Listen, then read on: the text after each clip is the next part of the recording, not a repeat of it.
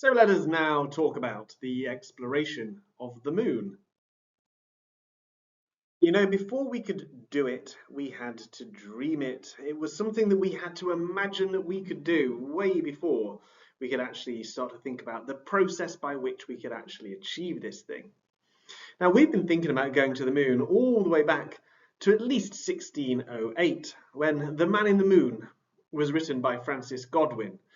And in his story, there is this Spaniard, this guy, and he builds a flying machine of trained swans that lifts him high into the sky, all the way to the moon. Now, of course, this was before flight, and it was before hot air balloons. So the only way that you could imagine going up in the sky was by bird power. And then, rather startlingly, in the 1800s, Jules Verne thought about the technology by which we could make things fly of his age. Generally, it was cannons and like projectiles. So even though this animation shows it rocketing along, that's a bit later of an idea. Jules Verne imagined some people being put inside a large cannon shell and fired out of a cannon at the moon. But other than that, his book, From Earth to the Moon, actually contains many really interesting scientific guesses, I suppose. Lots of very correct anticipations, launching from Florida, Cape Canaveral, the number of crew, but a few wrong turns as well, believing, for example, that when you pass the halfway point between the Earth and the Moon, that you stop sticking to one side of your spacecraft and start sticking to the other side as the Moon's gravity starts to catch you. Not quite right. But it was a very good guess for its time. And still, before the first flights, we imagined gravity-defying spheres taking us up to the moon. H.G. Wells, author of War of the Worlds, also wrote The First Men in the Moon, about two Victorian gentlemen that step out and discover insect-like lunar inhabitants called selenites. Around the same time, our requirement to imagine these things was changed by the invention of the cinema. And in those days, black and white silent movies, this one in 1902, Le Voyage dans la Lune, was a breakthrough in one of the very first times that a journey off the Earth was actually captured in science fiction film. Now, the whole idea of creating artificial versions of landscapes to walk upon, science fiction itself on the screen was pioneered by this film. So the breakthrough technology was not in fact swans, and it wasn't gravity-defying spheres or cannon shells. It was a different military device, the rocket. Now, rockets have been around for about 1,000 years, invented in China as fire arrows, bamboo canes that have been stuffed with gunpowder and fired at the enemy. Now, they remained as just military weapons for a very long time, but in 1903, Konstantin Tsiolkovsky came up with the idea of rockets that were staged, where parts of the rocket falls away and then a remaining unspent part would carry on. Basically, taking the rocket higher and higher to space and then launching the next part of it from that higher position. And this really changed everything. It meant that rockets weren't limited to just how high they could get off the ground, launching from a single stage, but you could actually put a stage really high up and then light its engine, essentially opening the door to space. But it required a little bit more thought about this before it could be achieved. There were other technologies that were needed. In 1926, Robert Goddard invented the combustion chamber, invented the liquid-fueled rocket. And then in 1930s, Hermann Oberth published The Ways to Spaceflight, which put out there what the main challenges were and some of the solutions. Of course, the necessity of war drove the technology. In 1942, famously, Werner von Braun from Peenemünde in Germany developed the V2 missile that could be launched from eastern Germany, fly over and land with a warhead in Paris or London. Now, this same technology and these same engineers ended up working for the space race, with the engineers mostly working for NASA and a lot of the technology captured and used in the USSR. and this technology used by the USSR led in 1957, just 12 years after the end of the Second World War, to the Soviet Union launching an artificial satellite called Sputnik into low Earth orbit. This started, it lit the blue touch paper, as they say. It started the space race, a race that America was very keen to catch up with. It's no good just having the technology to get into space. We also need the political will to do so. Now, America's greatest technological rival, the Soviet Union, getting into space first, was exactly what was needed for America to be able to put aside the resources for the job. The president at the time, JFK, he, in his famous speech in 1962 at a ball game, committed America to going to the moon. He said, "We choose to go to the moon in this decade and do the other things, not because they are easy, but because they are hard." And he said, "I believe that this nation should commit itself to achieving the goal before this decade is out of landing a man on the moon and returning him safely to the Earth." It was 1962. They had just 8 years. So what would they do if they went to the moon?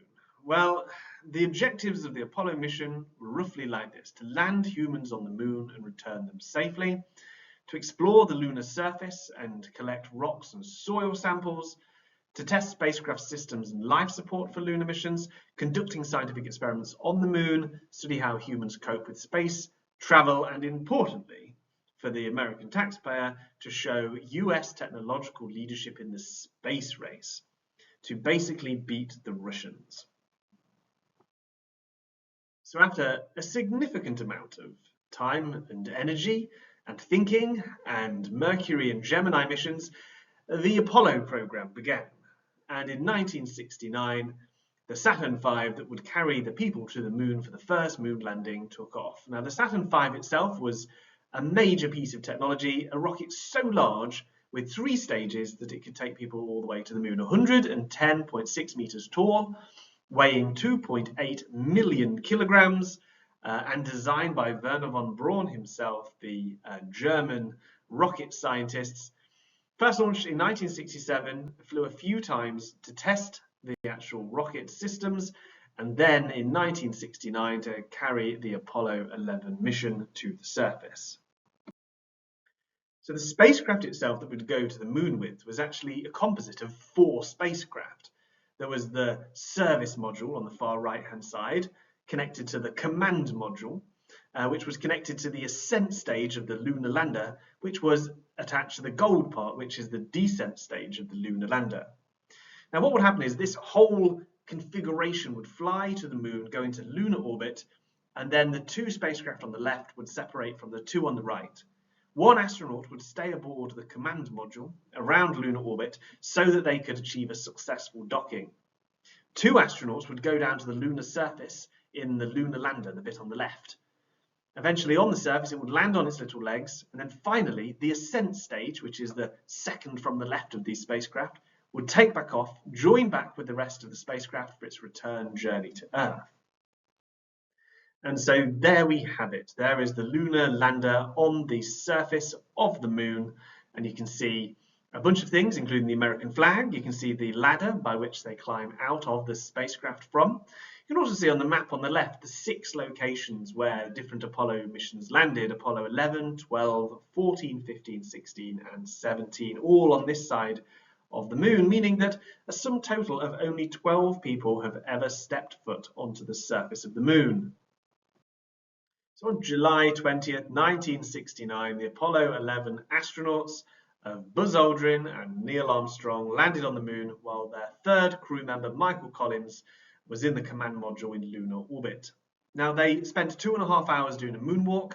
They planted the American flag, they called President Nixon, and they deployed scientific instruments, taking back some moon rock, but very quickly returning back into space before anything could go wrong. It was really, really critical that this mission was a success. The whole world was watching. Now, there were further missions that lingered longer: Apollo 12, 14, 15, 16, 17.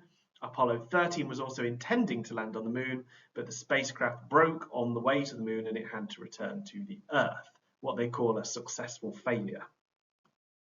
And here is the image that really captures it. If we go all the way back to that early dreaming of riding swans to the moon, to actually making that a reality and standing on the surface. Not only was it a huge thing scientifically, but it was very important for the exploration of mankind.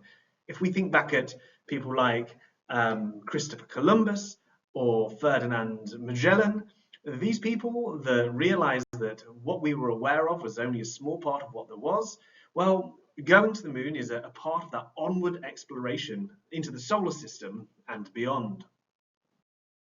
So looking at some of the findings, well, one of the first things we did was we collected rocks from many different places.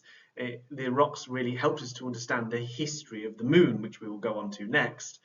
If we look at the difference between Apollo 11 rocks, which were basically basalts, rocks formed from lava and not particularly modified in any way, compared to Apollo 16 rocks, which were a much older mineral called anorthosite that's formed a very long time ago. The main difference, of course, was Apollo 11 landed in Mare Tranquillitatis, which is the Sea of Tranquility, a flooded ancient crater, one of the dark seas on the surface of the moon, whereas Apollo 16 was from the Terre region, the lunar highlands, a much older material from billions of years ago.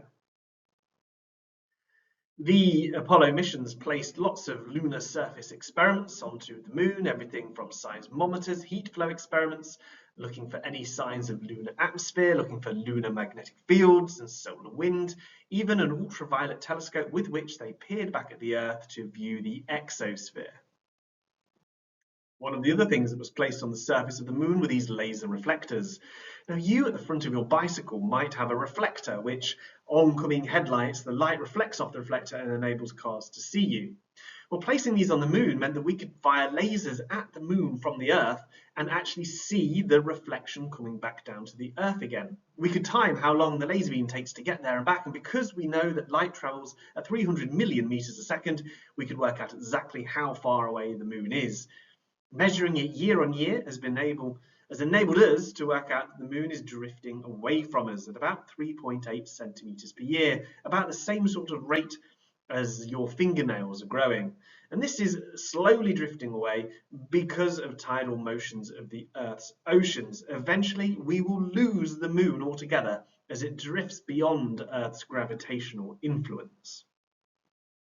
And we've left some things behind on the moon. Some are quite straightforward, like the 6 descent stages of the spacecraft, the lunar rovers, the flags, but some things that you might not expect, including memorials to fallen astronauts, several family photographs, a hammer and a feather, some golf balls, a golf club, and bags of human waste. Yes. In the future, you might think if these sites are discovered and they try to understand our purpose from the items left behind, that they might be slightly confused. Now, it's been a long time since the moon landings. Because of a change in the political climate, having beaten the Russians, and other pulls on America's finances, they opted to not continue missions to the moon for decades after these 6 missions. But the actual parts of the spacecraft that are on the moon, the footprints, the tracks from the lunar rovers, will remain on the moon as a testament to that journey for billions of years. They can be seen from spacecraft orbiting the moon. And so here are the photographs. You can see all of the missions. The tracks will stay there, the photographs will stay there, and so will the golf balls.